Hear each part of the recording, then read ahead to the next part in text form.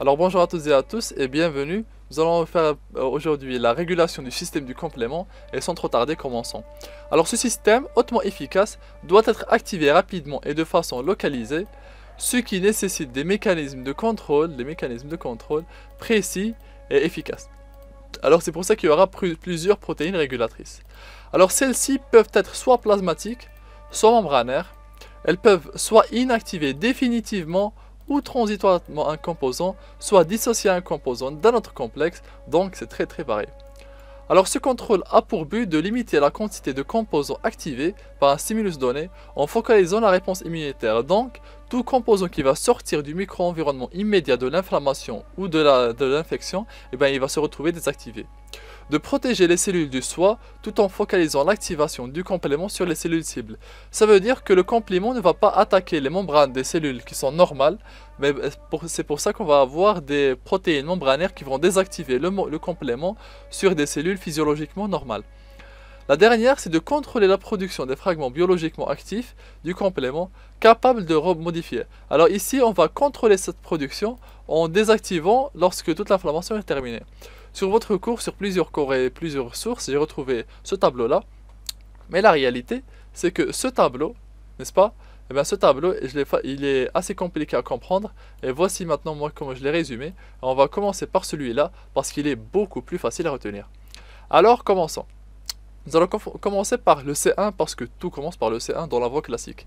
Alors le C1 inhibiteur, il se retrouve dans le sérum et il va inhiber le C1 dans le sérum notamment. Alors pour la voie classique, il va dissocier le C1R et le C1S du C1Q. Et il va inhiber les C1S qui ont déjà été activés. Donc ça, lorsqu'il va inhiber le C1, nous allons avoir tous les C4 et les C2 qui ne vont pas être inhibés. Attendez, est-ce que c'est représenté ici? Oui. Lorsqu'on va inhiber ça, lorsqu'on va avoir le C1 inhibiteur qui va inhiber le C1Q, on va pas avoir de C4 de inhibé et du coup on va pas avoir la cascade. Et du coup, pas de domino. Par la suite, on va avoir le facteur H. Et c'est là où ça devient intéressant parce que le facteur H, le DAF et le C1R, ils sont liés par une liaison d'action. Le facteur H est le facteur le plus simple, car il va dans la voie interne dissocier la C3 convertase alterne, celle-là. La C3 convertase alterne, il va la dissocier. Et en la dissociant, ce qu'il va faire, il va avoir un point en commun avec le DAF, qui lui est membranaire. Alors le facteur H dissocie la C3 convertase alterne. Le DAF dissocie notamment la C3 convertase alterne, qui est là. Il la dissocie. Mais en plus de ça, il dissocie une autre C3 convertase, qui est la seule, qui est la C3 convertase classique. Il désactive celle-là. Pour voir la différence, c'est mis ici, la voici. Donc, la C3 convertase alterne, la voici. La C3 convertase classique, la voici.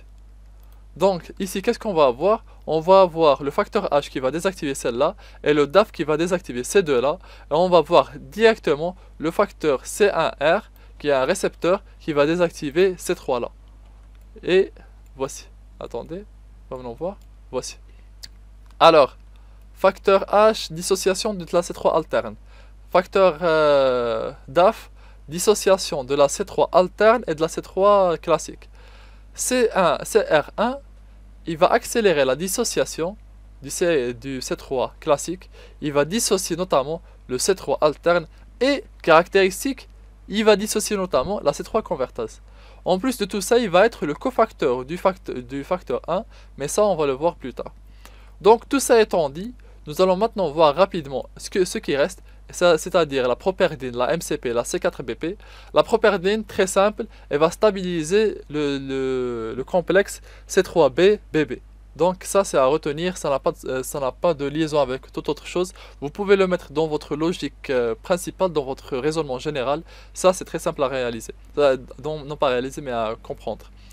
Pour la MCP, qu'est-ce qu'elle va faire? Elle va cliver le C4B. Elle va être un cofacteur du facteur 1, mais on va voir plus tard.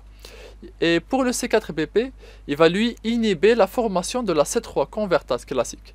Alors qu'est-ce qui va se passer? On va voir le facteur I et on va relier le facteur I à tous ces cofacteurs. De cette manière, on aura une vision générale sur tous les régulateurs de la voie alterne, de la voie des lectines et de la voie classique. Et finalement, on va voir la régulation sur le MAC, sur la voie commune. Alors le facteur I, qu'est-ce qu'il va faire? Eh bien, il va dégrader le C3B, le C3B et le C4B dans la voie classique. Et dans la voie alterne, il va cliver le C3B en C3BI, ça veut dire inactif, et il va par la suite dégrader ce C3BI en C3C et en C3DG, puis en C3D. Alors la dégradation du cette dégradation du C4B et du C3B, comment est-ce qu'elle va agir? Il va y avoir plusieurs cofacteurs. Alors, ils sont au nombre de 4. Le C4BP, l'MCP, le DAF et le CR1. Et pour expliquer comment est-ce que tout ceci se passe, alors on va voir leur réaction. On va commencer par voir la réaction du C4BP. Qu'est-ce qu'il va faire le C4BP? Il va inhiber la formation de la C3 convertase, qui est la 4B2A. Et en inhibant cette formation, il va y avoir le 4B qui va circuler, le 2A qui va circuler. En circulant, donc ça, c'est ce que fait le C4BP. En circulant et en inhibant la formation de ce complexe, qu'est-ce qui va se passer? Eh bien, il va se passer que le MCP va intervenir. Le MCP, il va lui cliver la C3B et la C4B. En clivant la C3B et la C4B, il va par la suite les laisser pour être dégradés par le facteur I.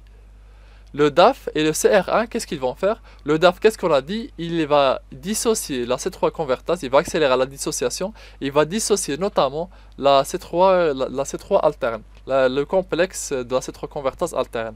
Donc, il va faire la même chose. Il va les dissocier pour qu'ils puissent être clivés. Et la même chose avec le CR1. Le CR1, il va tout dissocier, il va dissocier les deux complexes, aussi bien la C3 convertase ici, alterne et la C5 convertase que la C3 convertase classique. Donc voici les quatre facteurs, les quatre cofacteurs, désolé, du facteur I qui sont à retenir. Ici je vous ai écrit où est-ce que ça se passe. Donc rapidement, la C4BP, qu'est-ce qu'elle va faire? Elle va cliver le C4B et le C3B. Le MCP, qu'est-ce qu'il va faire? En voie classique, le MCP, eh ben, il va cliver. Ah non, désolé. Le C4BP, il va inhiber la formation du C4 inhiber la formation de la C3 convertase, donc il va empêcher la formation entre le C4B et le C3B, le C2A, et le MCP, lui, il va cliver par la suite. Le DAF et le CR1, ils vont dissocier. En dissociant, eh bien, il va y avoir une dégradation. Et normalement, c'est ça, oui. Il y a deux voies. Voici ce que c'est. Ici, c'est inactif. En étant inactivé, la voie alterne ne continuera pas. Ça, c'est la régulation des deux voies, aussi bien classique qu'alterne. Et ici, qu'est-ce qu'on va voir? On va voir les deux dernières voies, les deux dernières protéines de régulation de la voie commune.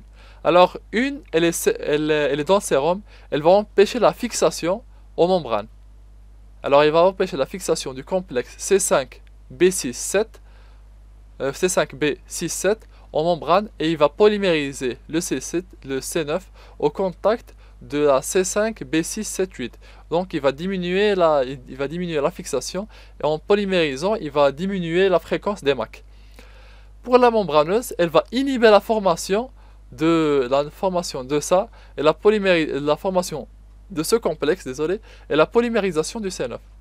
Celle-ci s'appelle la protéine S. Et celle-ci s'appelle homologous. Pourquoi homologous? C'est parce que c'est pour la voie commune, restriction factor, ou protectine, ou sinon CD59. J'ai vu quelque part.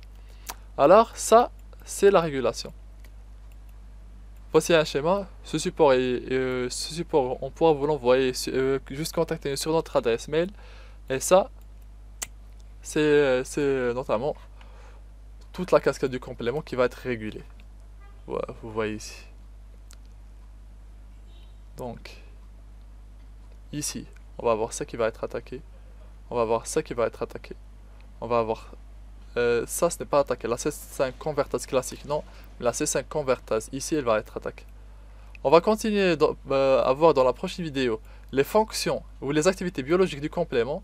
Par la suite, on verra les récepteurs cellulaires du complément. Et dernièrement, on verra les déficients en complément. À la prochaine vidéo, Inch'Allah.